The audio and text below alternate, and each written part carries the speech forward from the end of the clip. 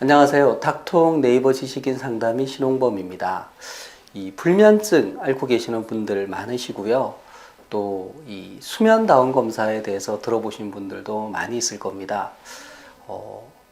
불면증이 있는데 이제 수면 다운 검사 꼭 필요하냐 또 이렇게 물어보시는 분도 있는 것 같아요. 우선 이 수면 다운 검사가 어떤 것인지 좀 알 필요가 있습니다. 수면 다운 검사는 수면 질환에 대한 종합 검사입니다. 우리 몸에 여러 가지 센서를 붙이고 검사실에서 하룻밤 주무시면서 수면 중에 어떤 일이 일어나는지를 보는 것이죠. 그래서 내가 가지고 있는 수면 질환 대부분을 우리가 수면 다운 검사 통해서 알 수 있습니다. 예를 들어서 잠을 얼마나 못 자는지 하는 불면증도 당연히 객관적으로 우리가 알아볼 수 있고요. 코골이 수면무호흡증이라든지 자면서 다리를 움직이는 수면 질환, 그리고 목류병이나 잠꼬대, 이갈이, 또 수면 중에 심장이 불규칙하게 뛰는 이제 심장 부정맥 등 여러 가지 수면 질환을 진단할 수 있습니다. 그런데 이 불면증 진단에 수면 다운 검사가 꼭 필요하냐? 이제 이렇게 의문을 가지실 수 있는데요. 우리가 불면증이라고 하는 것은 그 사람의 주관적인 경험, 느낌입니다.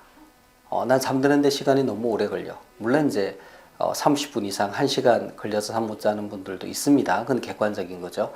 또 한편으로는 난 잠의 질이 떨어지는 것 같아. 자다가 중간에 깨서 다시 잠들지 못해. 등과 같은 이제 어려움을 호소하시는데요. 이런 불면증 환자에서도 특히 한 3개월 이상 지속된 만성불면증 환자에서는 불면증의 원인을 찾기 위해서 수면 다운 검사를 할 수 있습니다. 이는 우리 수면의학 교과서에도 이제 가이드라인으로도 나와 있고요. 왜 이것이 필요하냐 하면 사람들이 일반적으로 알고 있는 나 그냥 불면증이야 라고 하는 것에는 여러 가지 병증이 숨겨져 있습니다. 사실은 그냥 단순히 내가 예민하고 수면 습관이 잘못돼서 잠이 안 오거나 중간에 깨는 것만이 아니고요.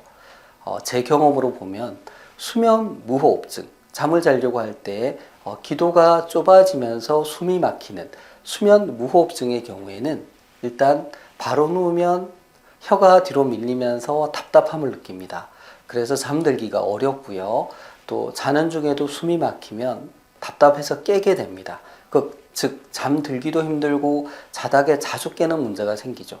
이는 불면증 환자들이 보는 양상과 똑같습니다. 실제로 만성불면증으로 오신 분들에서 수면다운 검사 후에 심한 수면무호흡증을 발견하고 그 수면무호흡증을 양압기로 치료해서 아주 좋아진 경우도 있고요. 또 주무시다가 다리를 움직이는 문제를 찾아서 그걸 약물로 치료하고 나서 수면 상태가 개선된 경우도 많이 있습니다. 그리고 잠꼬대를 심하게 하는 렘수면 행동장애를 진단하기도 했습니다. 그래서 이처럼 우리가 어떤 수면 어려움이 있을 때 그 수면 어려움의 세부적인 모습이 어떤 것인가 하는 것에는 그냥 단순히 그 사람의 병증만으로 짐작할 수 없는 복잡함이 숨어 있습니다. 이를 객관적으로 진단하기 위해서 수면 다운 검사를 시행해 볼 수 있습니다.